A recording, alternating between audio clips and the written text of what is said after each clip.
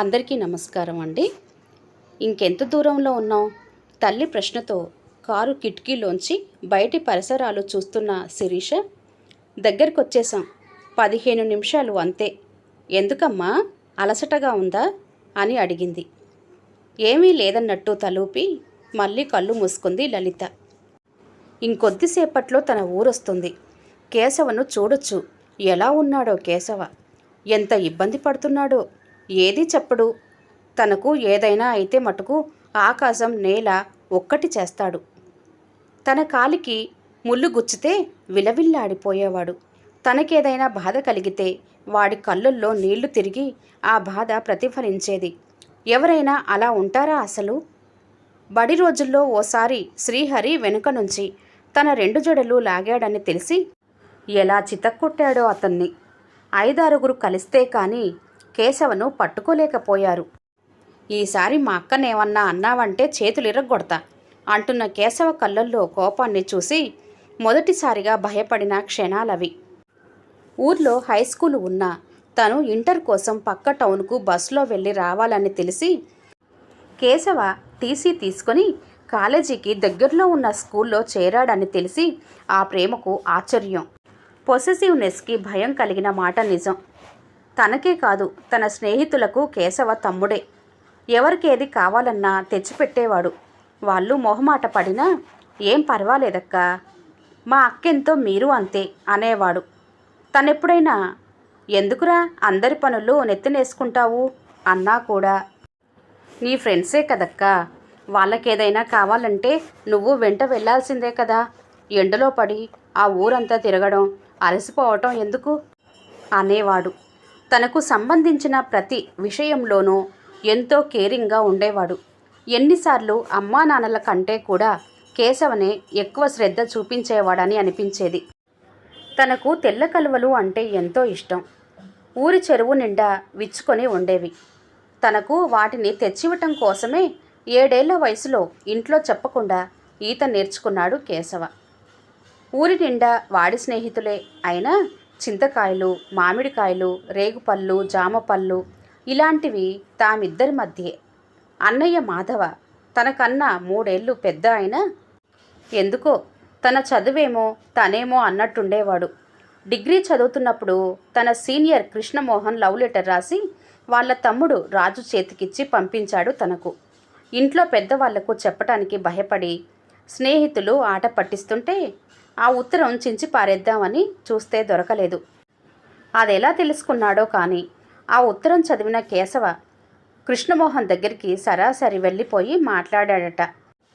ఆ ఉత్తరం టైంపాస్ కోసం రాశావా, లేక నిజాయితీగా ఇష్టపడుతున్నావా? మా అక్క పట్ల నీకు నిజంగా ప్రేముందా? మా అక్కను పెళ్లి చేసుకోవాలంటే నీ డిగ్రీ పూర్తి చేసి మంచి ఉద్యోగం దొరికాక అప్పుడు మాట్లాడు. అది కూడా మా అక్కకు ఇష్టమైతేనే. ఈలోగా ఏదైనా అల్లరి చేశావంటే నేను మంచోన్ని కాను, మా అక్క కోసం ఏదైనా చేస్తాను అంటూ బెదిరించాడట. ఆ తర్వాత తనను చూస్తేనే ఆమడ దూరం పారిపోయేవాడు కృష్ణమోహన్.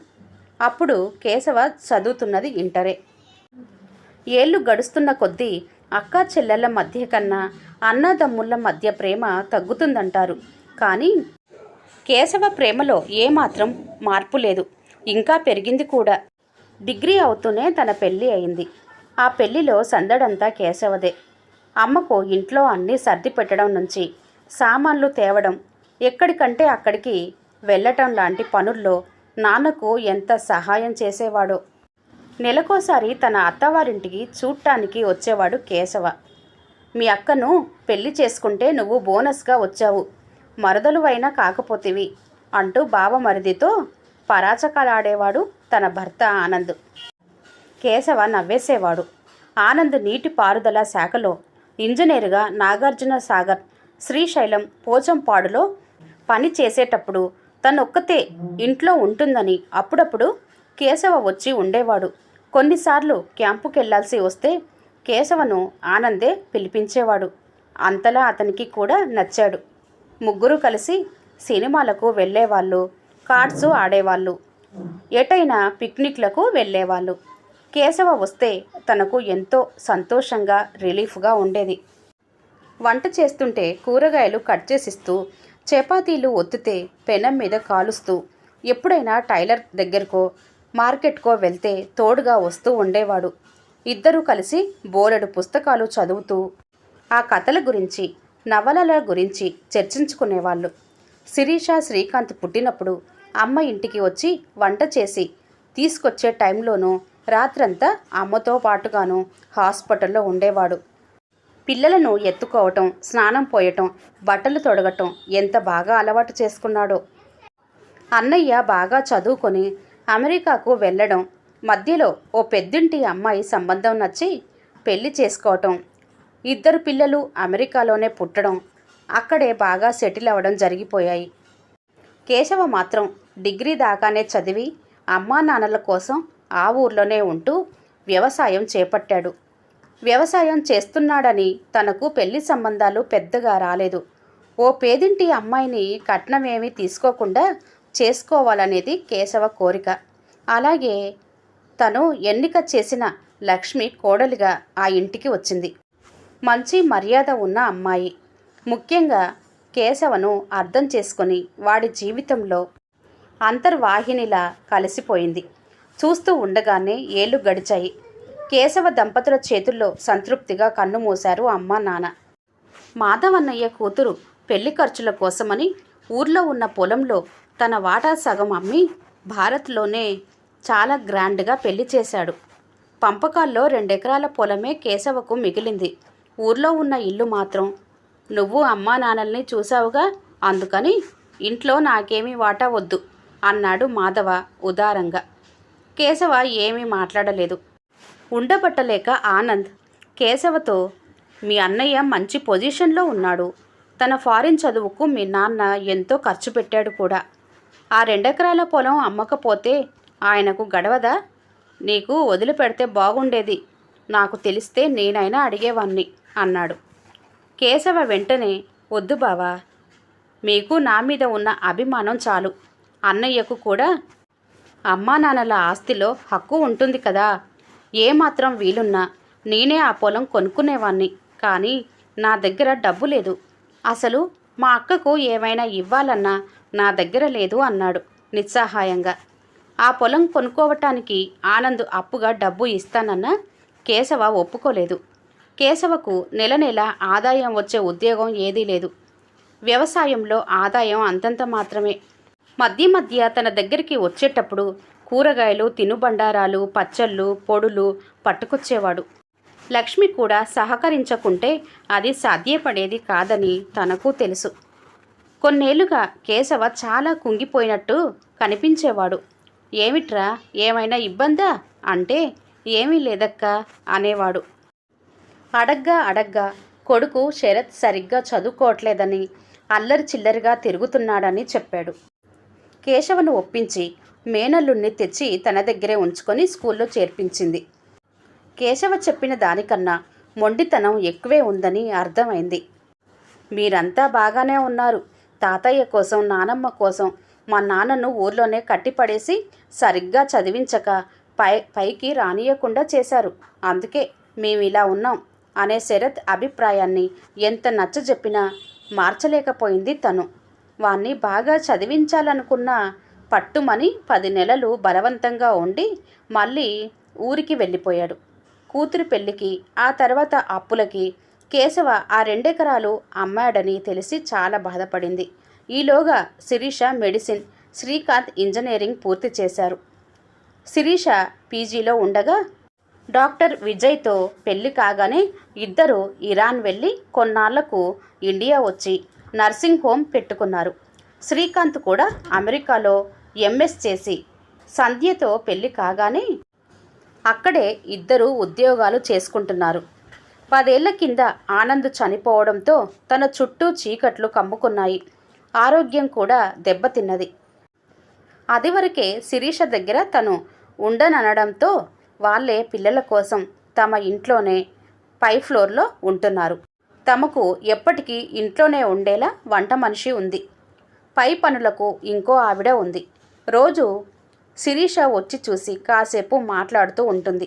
ఒక విధంగా జీవితం సాఫీగానే సాగుతున్నది. ఇప్పుడీ వార్త.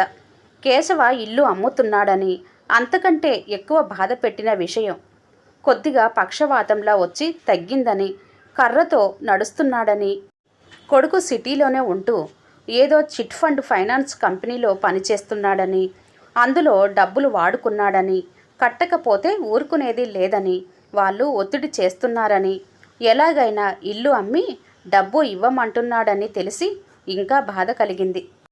ఇల్లు మరొకరి ఆధీనంలోకి వెళ్ళకముందే ఒకసారి చూసి రావాలని, ఆ ఇంటితో ఉన్న జ్ఞాపకాల్ని మరోసారి తలుచుకోవాలని బలంగా అనిపించింది.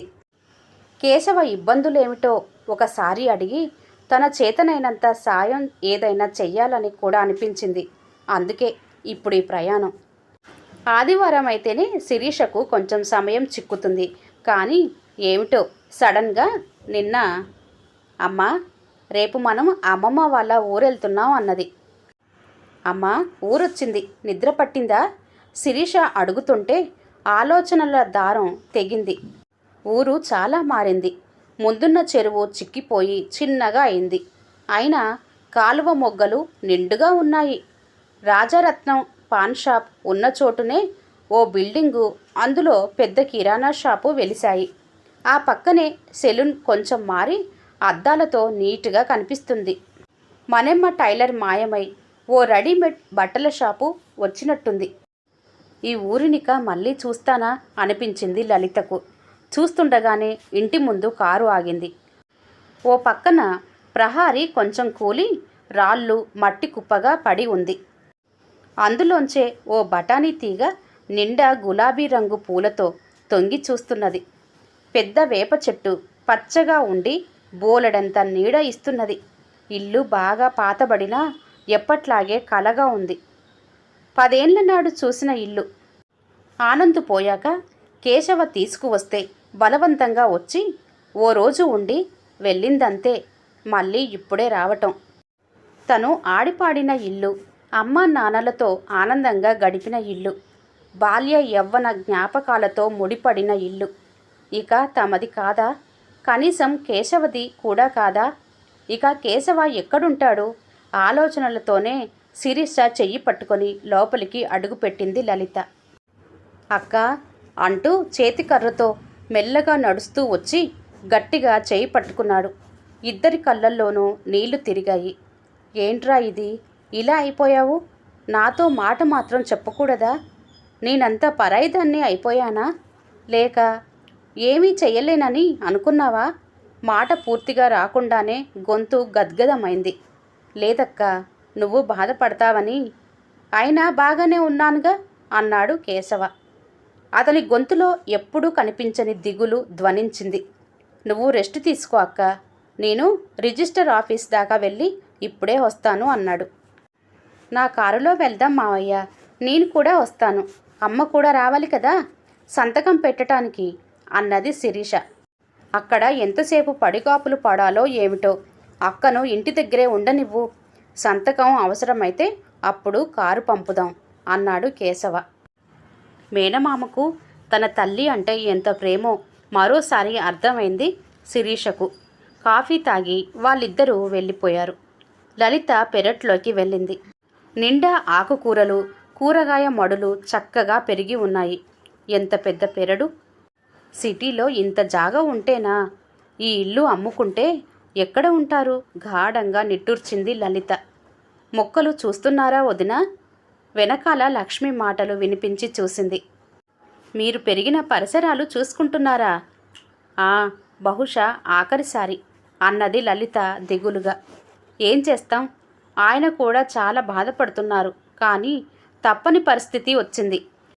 ఉన్న 2 ఎకరాలు ఇదివరకే చదువులకి, శైలు పెళ్లికి అమ్మేశాం. 2 ఏళ్ల నుంచి ఇల్లు అమ్మేద్దామని శరత్ వెంట పడుతూనే ఉన్నాడు. మీ తమ్ముడే ఎలాగో నచ్చజెప్పి ఆపుతూ వచ్చాడు.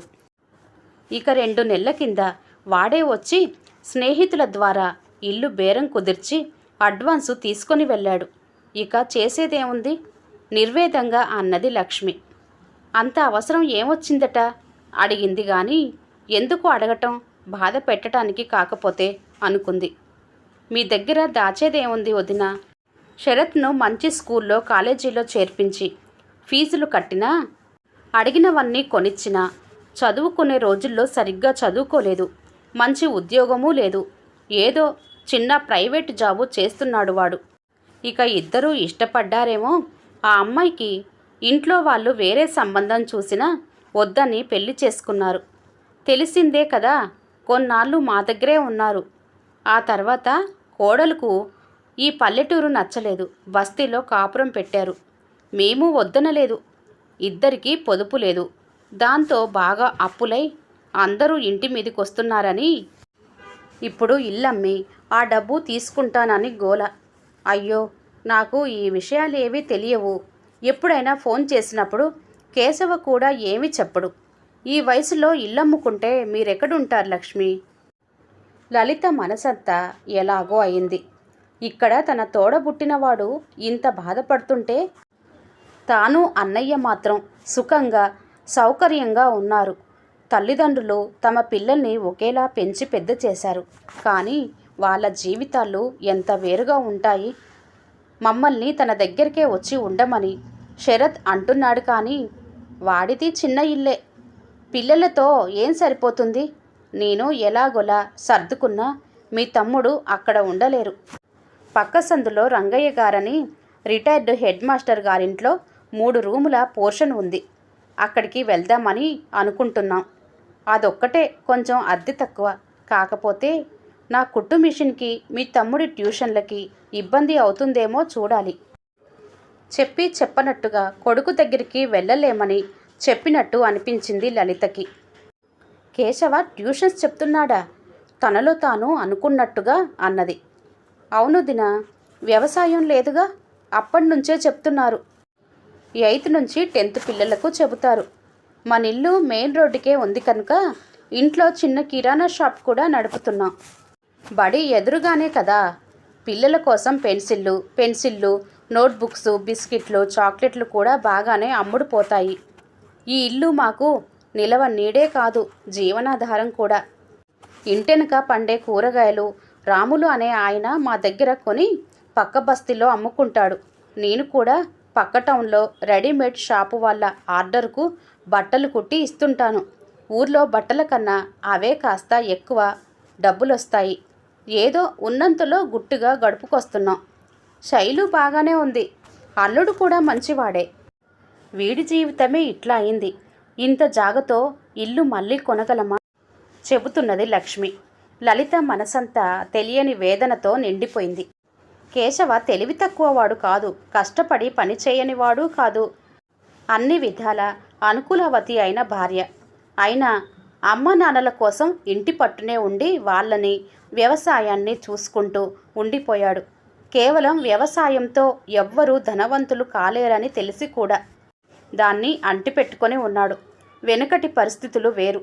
అప్పుడిన్ని ఖర్చులు, పోటీలు లేవు గనక ఆ రోజుల్లో గడిచింది. అసలు అమ్మా నాన్నలది పొరబాటే. ఆ పొలం అంతా కూడా కేశవకు ఇచ్చి ఉండాల్సింది. ఏమో అప్పుడెలా ఉండేదో. కారు వచ్చింది. లలిత వెళ్ళి యాంత్రికంగా తన పేరు పిలిచినప్పుడు సంతకం పెట్టి వచ్చింది. కానీ మనసు ఆలోచిస్తూనే ఉంది. కేశవకు ఏదైనా సహాయం చెయ్యాలి. వాడి జీవితం ఇంత నిస్సహాయంగా ఉండకూడదు. తన పెన్షన్ ఖాతాలో ఏదైనా మిగులు డబ్బుంటే ఇవ్వాలి. ఒప్పుకోకపోతే లక్ష్మికి నచ్చజెప్పి ఇవ్వాలి. తన దగ్గర వచ్చి ఉండమంటే వింటాడో లేదో. పోనీ అలాగైనా ఒప్పించాలి. అలా అనుకున్నాక లలిత మనసు తేలిక పడింది. అందరూ కూర్చొని భోజనాలు చేస్తుంటే శిరీష తన చిన్నప్పటి కబుర్లు చెప్పి నవ్వించింది. కేశవ కూడా నవ్వుతుంటే మీరుంటే ఎంత సంతోషమో ఆయనకి అని సంబరపడింది లక్ష్మి. అన్నీ లలితకు ఇష్టమైన వంటకాలే. ఎంత జ్ఞాపకమో కేశవకి అనుకుంది లలిత. భోజనాలు అవగానే బల్ల మీద కేశవ పక్కనే కూర్చుంది లలిత. తన మనసులో మాటను ఎలా చెప్పాలా అనుకుంటూ. శిరీష వచ్చి ఓ కాగితాల మడత తల్లి చేతిలో పెట్టి, అమ్మా ఓసారి చూసుకో అన్నది. ఏమిటే ఇవి, నేనెందుకు చూడటం అంటూనే ఓసారి తిరిగేసింది లలిత. మొదటి పేజీ చదువుతుంటేనే ఆమెకు అర్థమైంది అవి ఇంటి తాలూకు కాగితాలని. కేశవ ఇంటిని తనకు అమ్మితే తను కొంటున్నది. ఇదేమిటే, ఈ ఇల్లు నేను కొనడం ఏంటి అంటుండగానే లలిత ఫోన్ మోగింది. శిరీష ఎత్తి తల్లికిచ్చింది. అమ్మా, నేను శ్రీకాంతుని. సంతోషమేనా అమ్మా? మీ తమ్ముడికి ఇప్పుడేం ఇబ్బంది ఉండదుగా అంటున్నాడు. సప్త సముద్రాల అవతల ఉన్న కొడుక్కి తన పరివేదన ఎలా తెలిసింది? నువ్వు చాలా బాధపడుతున్నావని అక్క చెప్పింది. చిన్న మామయ్య కోసం ఈ మాత్రం చేయలేమా అనుకున్నాం అక్క నేనే మొత్తం ఇస్తానంటే అక్క ఒప్పుకోలేదు. నన్ను కూడా కలవని, నాకు తృప్తిగా ఉంటుంది అన్నది. లలిత నిరుత్తరురాలు అయ్యింది. మరి నా పేరెందుకు? ఆ డబ్బులు మావయ్యకో శరత్కో ఇస్తే పోయేదిగా అందామనుకుంది. మళ్ళీ శ్రీకాంతే. ఆ డబ్బులేవో మావయ్యకే ఇవ్వచ్చు కానీ ఆయన తీసుకుంటాడో లేదో. ఇక శరత్కు ఇస్తే అవి ఖర్చయిపోయాక మళ్ళీ కొన్నాళ్లకు ఇల్లు అమ్ముతానంటాడేమో. అప్పుడు మళ్ళీ ఇబ్బందే కదా అనుకున్నా. ఇలా బాగుంటుందని అనిపించిందమ్మా. సరే, మామయ్యను ఏమీ బాధపడొద్దని చెప్పు అన్నాడు. శిరీష దగ్గరగా వచ్చి తల్లి భుజం మీద చెయ్యేసి, అమ్మా, నీ పుట్టిల్లు ఇక నీదే.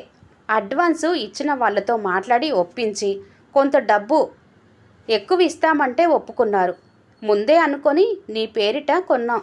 మామయ్యకు కూడా ఇవాళే తెలిసింది. కొనగలిగే స్థితిలో ఉన్నాం కాబట్టి ఇలా చేశాం. లేకపోతే ఎలా ఉండేదో. ఇక మీ తమ్ముడు ఎక్కడికి వెళ్ళక్కర్లేదు అంటూ. మావయ్య, నీకు షరతింతో మేము అంతే. మా దగ్గర నువ్వేమీ మొహమాట పడొద్దు. కొన్నిసార్లు పిల్లల మాటలు కూడా పెద్దవాళ్ళు వినాలి, సరేనా అన్నది కేశవ కేసి చూస్తూ. హృదయం తేలిక పడగా నీళ్లు నిండిన కళ్ళతో కేశవను, లక్ష్మిని చూస్తూ ఉండిపోయింది లలిత. కథ సమాప్తం అండి. కథ పేరు అమ్మ పుట్టిల్లు. రచించిన వారు రామాదేవి గారు. కథ కనుక నచ్చినట్లయితే లైక్ చేయండి, షేర్ చేయండి. అలాగే మరిన్ని మంచి కథల కోసం ఛానల్ని సబ్స్క్రైబ్ చేసుకోండి. మరొక మంచి కథతో మళ్ళీ కలుద్దాం. అంతవరకు సెలవు. నమస్తే.